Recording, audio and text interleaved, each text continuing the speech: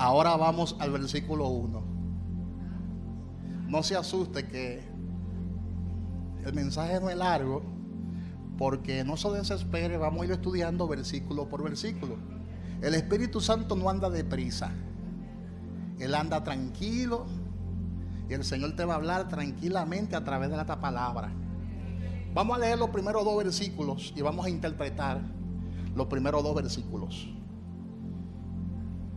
Y la pregunta es: ¿para qué es este libro? Esta revelación, ¿para qué fue que Jesús la trajo? Vamos a ver. Dice la palabra en Apocalipsis capítulo 1, versículo 1 y 2: la revelación de Jesucristo que Dios le dio para manifestar a sus siervos las cosas que deben suceder pronto, y la declaró enviándola por medio de su ángel a su siervo Juan, que ha dado testimonio de la palabra de Dios y del testimonio de Jesucristo, de todas las cosas que ha visto. Dios inspiró este libro de Apocalipsis a través del apóstol Juan, y lo hizo para manifestar algo.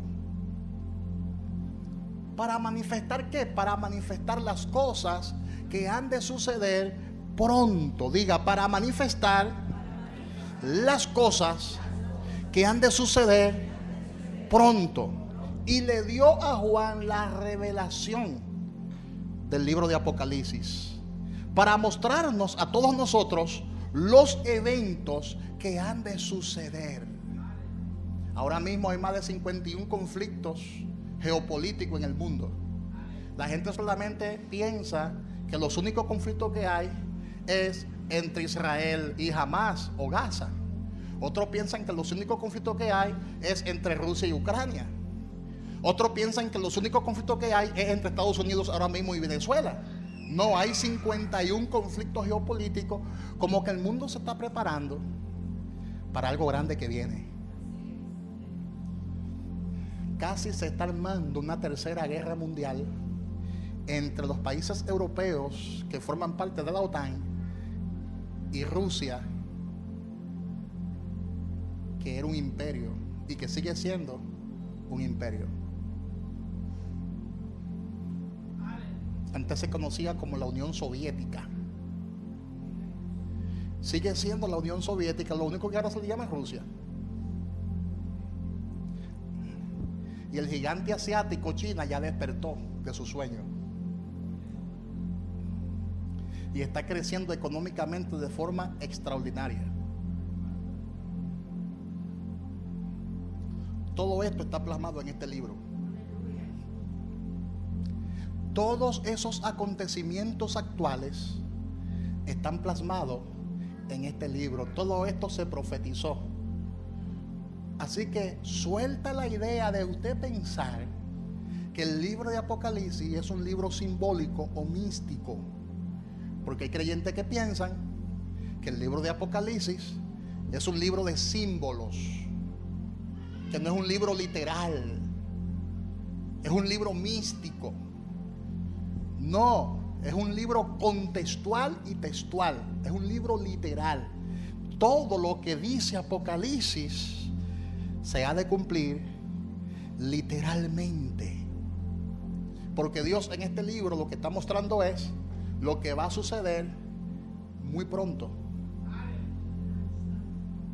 Usted dirá, pastor, pero el libro de Apocalipsis se escribió 95 años después de que la iglesia primitiva fuera fundada, y ya hace más de 2000 años que Jesucristo vino y no ha vuelto.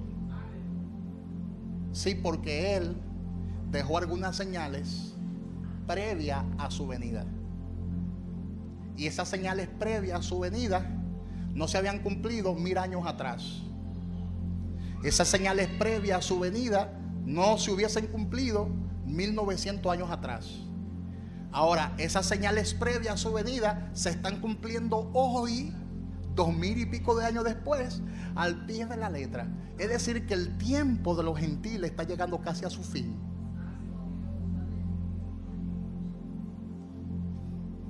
Porque eso se está cumpliendo ahora. Algunos dirán, sí, pero desde que yo tengo uso de razón, se está anunciando que Cristo viene, que el fin se acerca y no viene nada.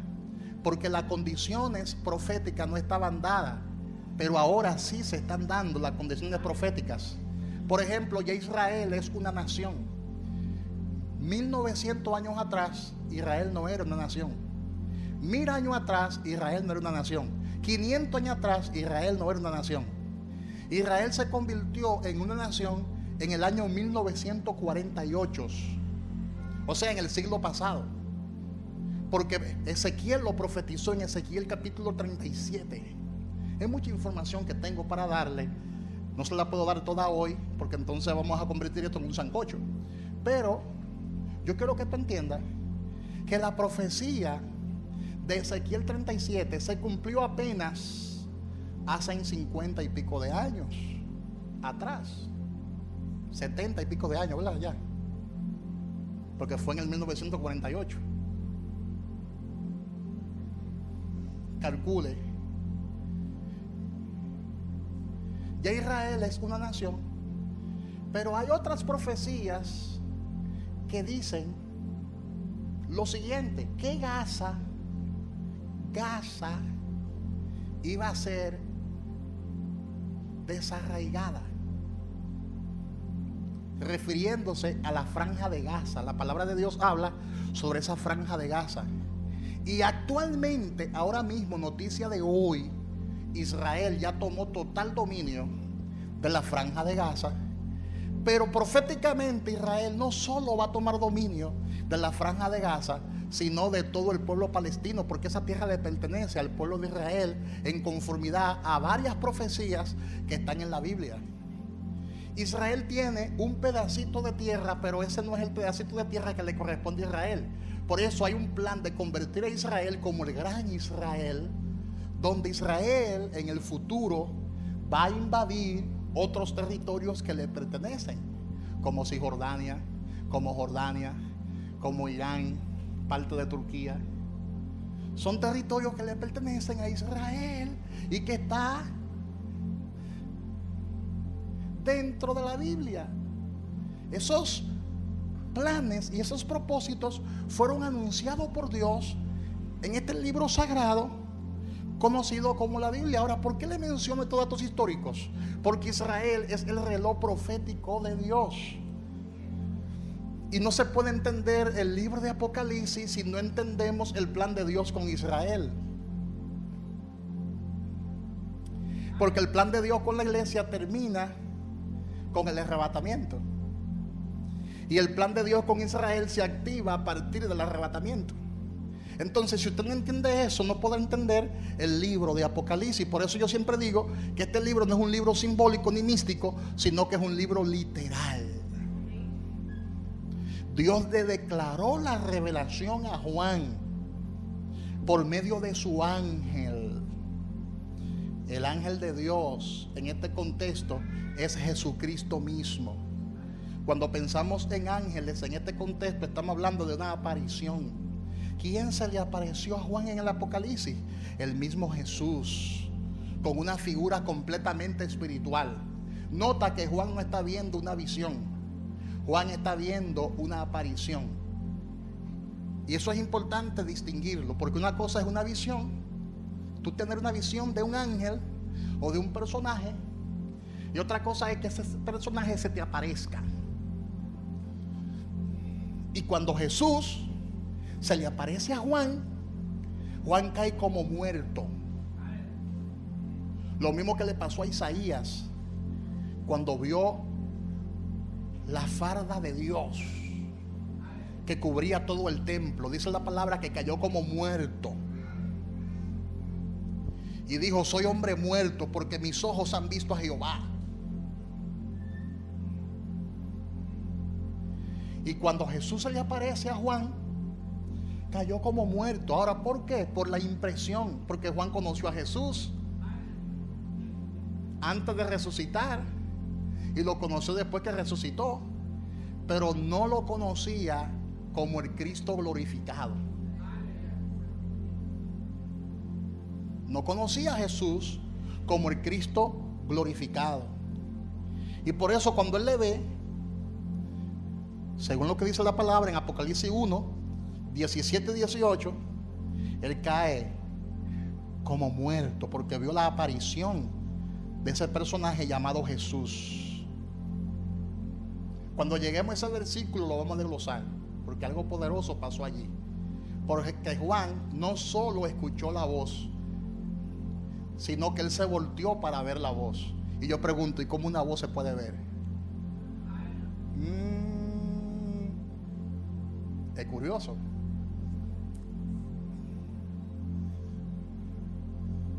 Es curioso. Amén. De manera que cuando vemos el término ángel en el libro de Apocalipsis, nos estamos refiriendo a una aparición, a un mensajero celestial que se apareció en el plano terrenal. Ahora, ¿para qué se nos dio este libro? Aparte de manifestar lo que ha de venir muy pronto, número uno. Número dos, también se nos dio este libro para motivarnos a nosotros a vivir en santidad. Porque es que sin santidad nadie podrá ver al Señor. ¿Qué dice Apocalipsis 1:3? Bienaventurado el que lee y los que oyen las palabras de esta profecía y guardan las cosas en ella escritas, porque el tiempo está cerca. Aquí habla de guardar las palabras de esta profecía, porque no basta con tú leerla, no basta con tú escuchar esta palabra, tienes que guardarla. Dígale al que está a su lado, tienes que guardar las palabras de esta profecía. De manera que el Señor tiene una segunda intención, aparte de él mostrarnos lo que viene pronto, lo que va a suceder muy pronto, porque esto es muy pronto. La segunda intención que el Señor tiene es que nosotros nos motivemos para vivir una vida piadosa, para vivir una vida en santidad. El Señor nos dice, tiene que guardar la palabra. Incluso el Señor, cuando le escribe a una de las iglesias, le dice: el que guarda la palabra de mi paciencia, yo también le guardaré de la hora de la prueba que ha de venir sobre el mundo entero, para probar a los moradores de la tierra. O sea, hay una importancia en uno guardar la palabra, porque cuando guardamos la palabra no nos engañamos a nosotros mismos, porque somos creyentes genuinos. Un creyente que no es genuino es un creyente que no guarda la palabra, que hace lo que le dé la gana en la iglesia. Hay gente ahora mismo que está haciendo lo que le da su bendita gana. Viven como quiera, no tienen código, ni ética, ni estética, y viven en pecado. Entonces esa persona no guarda la palabra, no le da importancia a la palabra. Es un hueso seco sin vida.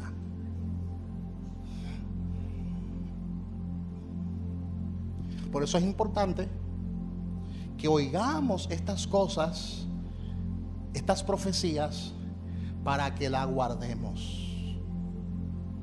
Y los profetas de hoy están hasta confabulados, porque cuando ven a una persona, lo que hacen es que le profetizan bendiciones nada más. Y esa persona es inmerecedora de esa bendición, porque está viviendo como le da su gana. Pero Dios no es así. Dios siempre va a corregir lo que está defectuoso. Léase Apocalipsis capítulo 2 y capítulo 3 para que vea cómo Dios le habló a esas 7 iglesias. Le habló de lo que viene para ellos, de la bendición que viene, pero le dijo: primero tienen que corregir esto y esto y esto y esto. Pero hoy en día desatamos la palabra profética de bendición, pero no corregimos al pueblo. Y los pastores están para eso, para enseñar la doctrina y no confabularse con el pueblo, porque a veces el pastor cae en eso y se confabula con el pueblo para que la gente no se ofenda, porque ahora mismo hay una ñoñería del mismo diablo, para que la gente no se ofenda. Y el pastor me ofendió con esa palabra, ay, me tiró puya, fue a mí que me lo dijo. Te lo dijo para que no te pierdas. Te lo dijo para que cambie tu manera de pensar.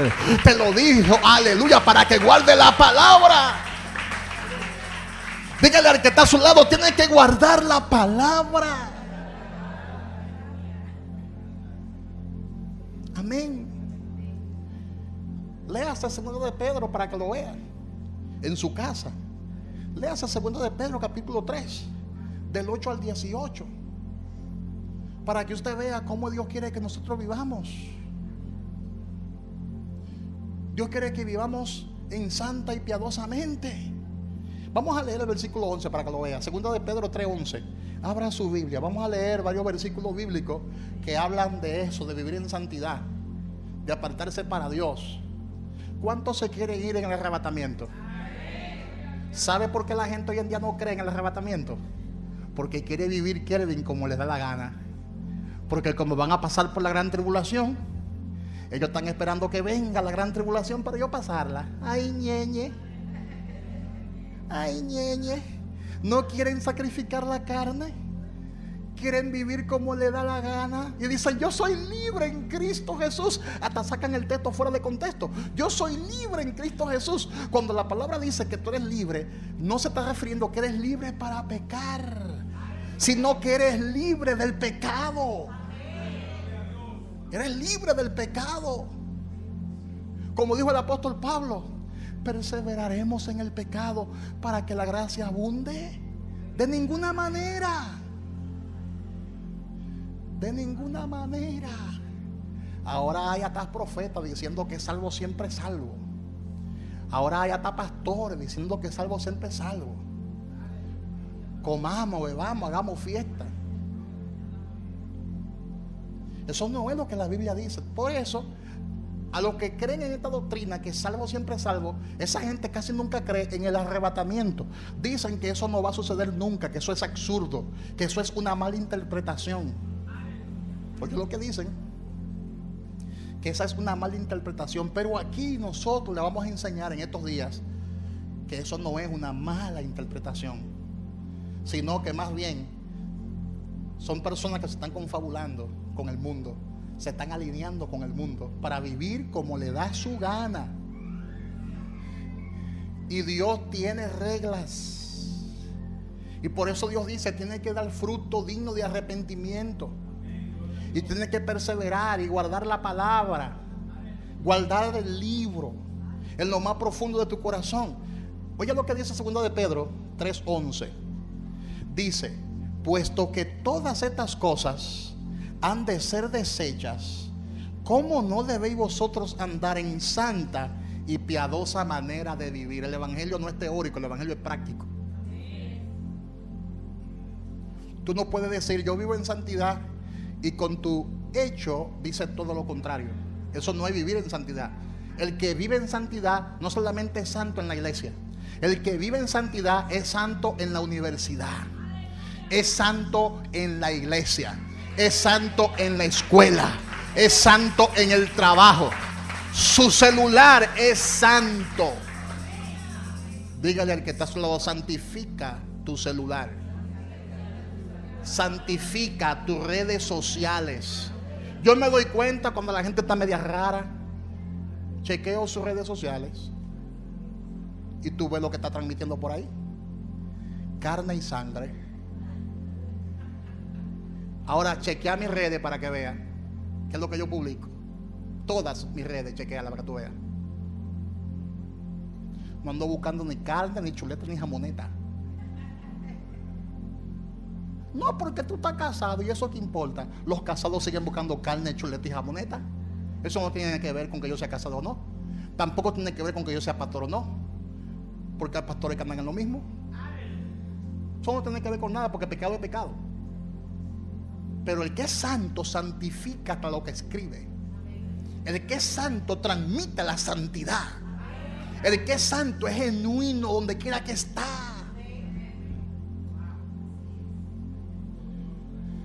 Hay gente, mi hermanita Charo, que no van a pasar el techo. El Señor no lo va a levantar, porque han vivido como le ha dado la gana. Y la palabra dice que hay que vivir ¿en qué? En santa y piadosa manera de vivir. Ay, la oración se va rápido. Nada más vamos a estudiar hoy esos 3 versículos bíblicos, señores. Aleluya. Fluye, aleluya. Me encanta que me digan así, que fluya. Versículo 14. Segunda de Pedro 3:14. Segunda de Pedro 3:14. Mira lo que dice: por lo cual, oh amados, estando en espera de estas cosas, procurad con diligencia ser hallados por Él sin mancha e irreprensible y en paz. O sea, la palabra te sigue diciendo cómo es que tú debes de vivir. La palabra no se congracia con nadie, porque hay gente que quieren que la palabra se acomode a su estilo de vida. Y a todo le buscan una justificación.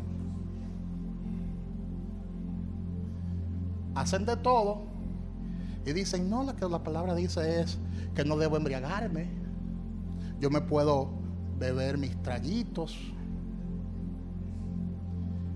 Pero si tú no tienes freno, ¿sabes qué va a pasar? Que va a comenzar con una botella y terminará con el guacal completo.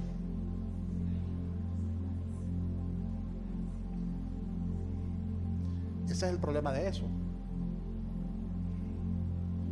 La palabra en ninguna parte habla que no se debe fumar. Sin embargo, el fumar perjudica la salud, y la palabra dice que tú eres el templo del Espíritu Santo. Entonces, ¿usted va a guardar la palabra o no la va a guardar? Si usted no va a guardar la palabra, entonces va a perder su tiempo, porque te va a perder o te va a quedar. Puede que no te pierdas, porque si pasa la gran tribulación te va a salvar, pero te va a quedar, no va a despegar. Y si te mueres así, ay, que el Señor tenga misericordia de ti, porque los únicos que van a resucitar primero son los muertos en Cristo. Son los que van a tener parte en esa primera resurrección. ¿Los muertos en qué? En Cristo. Pero el que no está muerto en Cristo va a resucitar en otra resurrección, que es para ser juzgado y condenado, según Apocalipsis capítulo 20 versículo 15. Y el que no se haya inscrito en el libro de la vida será lanzado al lago de fuego. Porque muchos resucitarán para vergüenza y confusión perpetua. O sea que hay un problema acá. Hay un problemita acá. Tú tienes que arreglar tu vida. Si tú eres un guachi, un creyente carabelita, un cristiano carabelita, no te vayas de aquí sin arreglar tu vida con Dios. Porque usted no sabe si bajando esos escalones le da un infarto y se muere. Y si te mueres sin Cristo hay problema.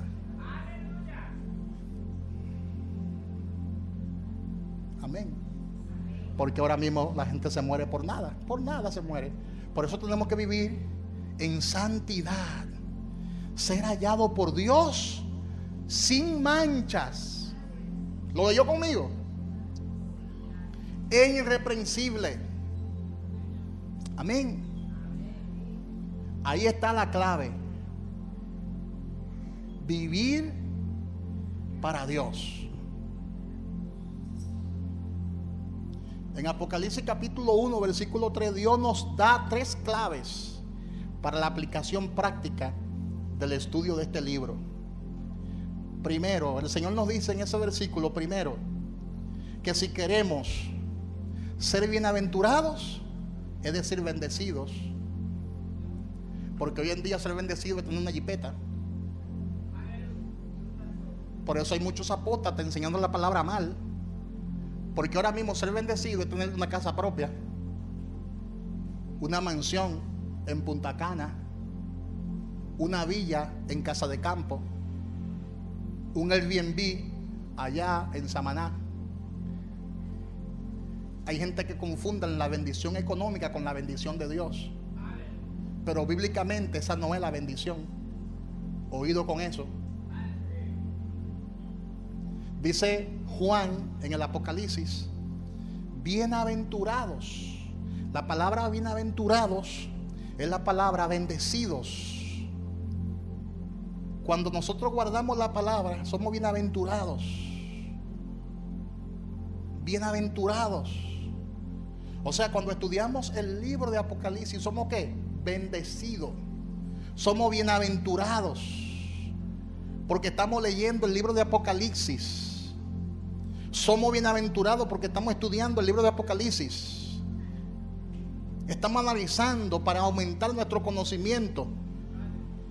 Le estamos pidiendo la ayuda al Espíritu Santo para que nos dé la explicación de este libro de Apocalipsis, para que podamos entender lo que nos quiere decir la enseñanza de este libro.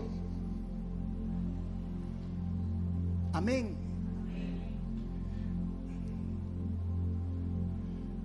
Porque hay personas que entienden este libro, pero hay otros que no entienden el libro de Apocalipsis. Entonces el que entiende lo que lee es bienaventurado. Diga, el que entiende lo que lee es bienaventurado. Ahora, el que no entiende nada, entonces no lo es. Mira que dice Efesios capítulo 3, versículo 1. Efesios capítulo 3, versículo 1. La palabra dice: por esta causa yo, Pablo, prisionero de Cristo Jesús, por vosotros los gentiles, si es que habéis oído de la administración de la gracia de Dios que me fue dada para con vosotros, que por revelación me fue declarado el misterio, como antes lo he escrito brevemente, leyendo lo cual podéis entender cuál sea el conocimiento en el misterio de Cristo. Esos misterios el Señor nos los revela a través de la palabra y del libro de Apocalipsis. Y es bienaventurado, porque aumentamos el conocimiento. Dios quiere que oigamos lo que dice el libro de Apocalipsis. La palabra de Dios tenemos que oírla y recibirla. Por eso el Señor siempre le dice a la iglesia: el que tiene oído para oír, que oiga. Porque hay gente que están en las iglesias y no oyen porque no tienen oído para oír. ¿Qué significa eso, pastor? Que su cuerpo está, pero su mente está en otro lugar. Entonces no tienen oído para escuchar, no tienen oído para prestar atención. Santiago 1, 21 y 22, mira lo que dice Santiago, capítulo 1, versículo 21 y 22.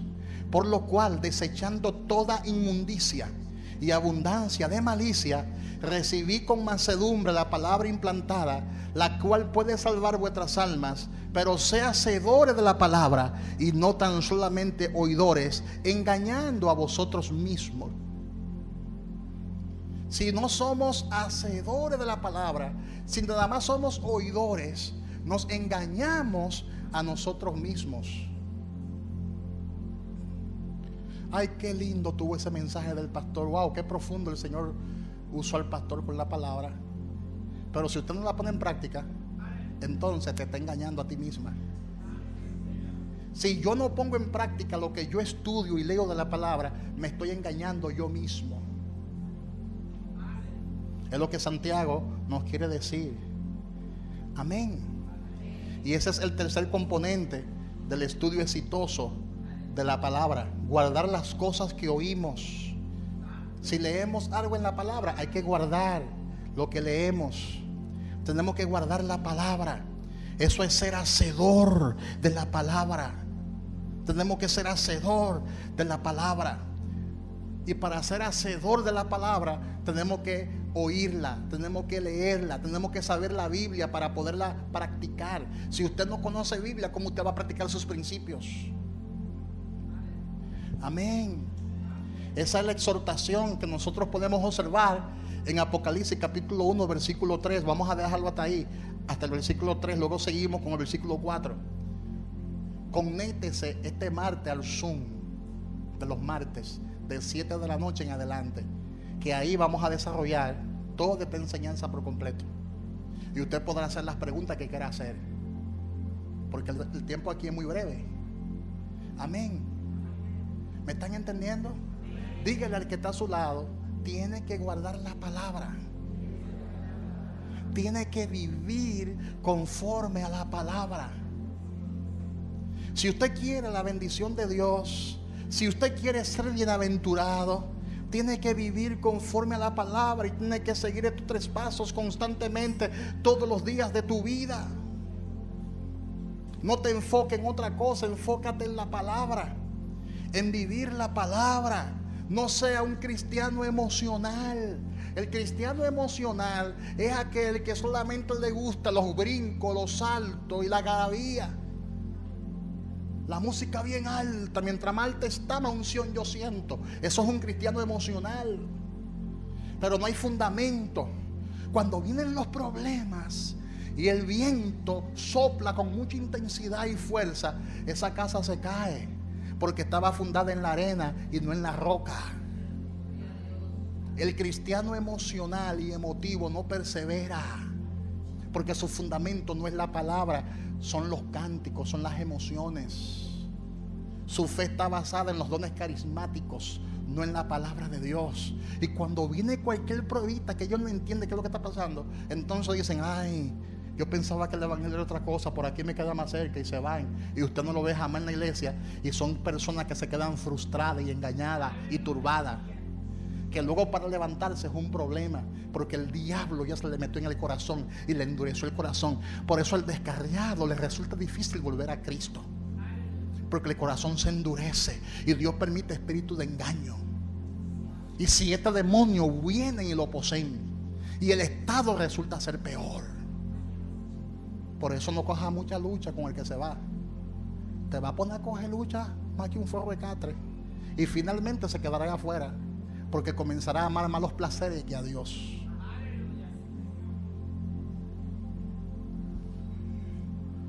Por eso mi enseñanza siempre ha sido una enseñanza edificativa basada en la palabra.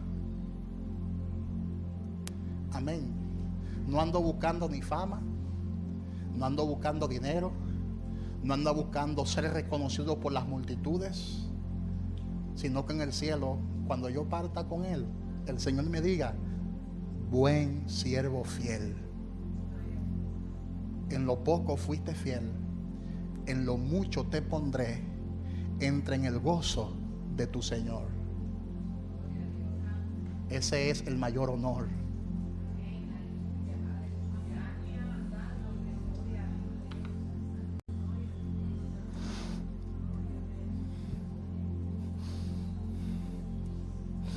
Gracias, Padre. Gracias, Padre. Porque tu palabra es verdad.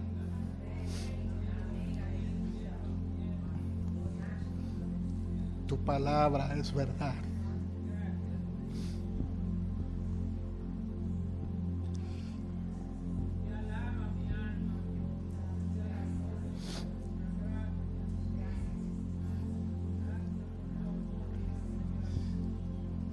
Gracias, Padre.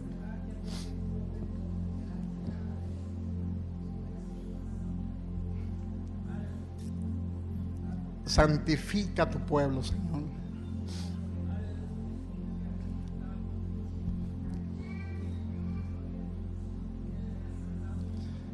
Santifícanos en tu verdad. Tu palabra es la verdad.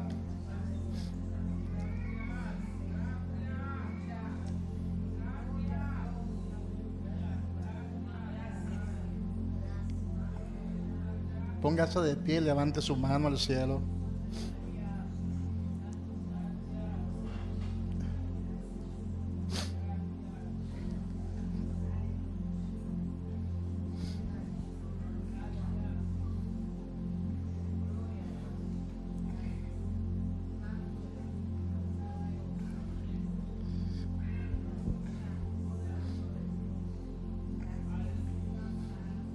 Espíritu de Dios,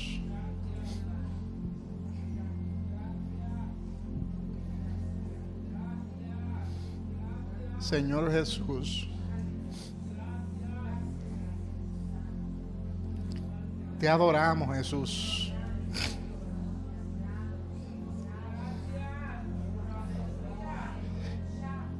Te adoramos, Padre.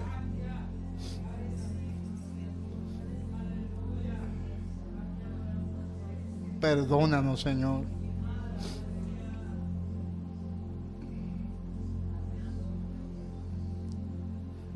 Si te hemos ofendido,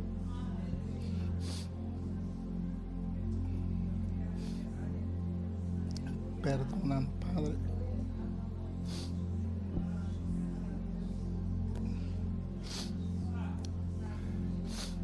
Perdónanos, Señor.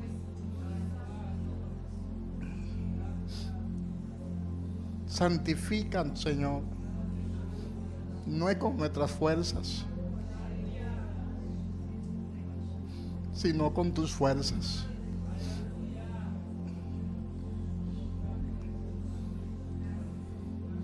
Esta es tu iglesia, la cual amaste y compraste a precio de sangre. Y tú nos amaste tanto que moriste por nosotros, te entregaste por nosotros. Así que te pido que avives el fuego del don de Dios que está en nosotros y restaura a tu pueblo. Prepáranos para tu venida, Señor. Ven, Señor Jesús. Tu iglesia te espera. La obra que tú comenzaste en nosotros, tú la vas a terminar, Señor. No permita que nos desviemos. Estamos en los últimos tiempos. Son muchas las luchas que tenemos. No permita que nos extraviemos de tu propósito. Que perseveremos y que hagamos tu obra, Padre. Añade a tu iglesia lo que han de ser salvos, porque no es con nuestras fuerzas, es con tu espíritu. Y tú conoces cuáles son los escogidos, y tú lo has de salvar, porque esto no es del que quiere ni del que corre, sino de Dios que tiene misericordia. Convence a tus hijos de pecado, de justicia y de juicio. Pon en ellos el querer como el hacer por su buena voluntad. Que ellos amen tu palabra. Que ellos te amen a ti, que tengan una relación contigo, Señor. Que ellos amen vivir una vida de oración. Que amemos vivir una vida en oración. Que deseemos estar siempre en tu casa. En el nombre de Jesús. Gracias, Padre. Gracias, Padre. Si alguien aquí quiere entregar su corazón a Cristo, ahí donde está, levante su mano. Si alguien que está mirando este video quiere entregar su corazón a Cristo, cierra tus ojos ahí donde tú estás y repite conmigo esta oración de fe. Y di conmigo: Señor Jesús, reconozco que soy pecador. Y hoy yo vengo humillado delante de ti, pidiéndote que me perdone y que inscriba mi nombre en el libro de la vida. No lo borre nunca jamás. Que yo pueda perseverar hasta el fin. Que pueda perseverar en tu camino bajo tu gracia. Ayúdame a serte fiel. Ayúdame a dar por gracia lo que por gracia he recibido.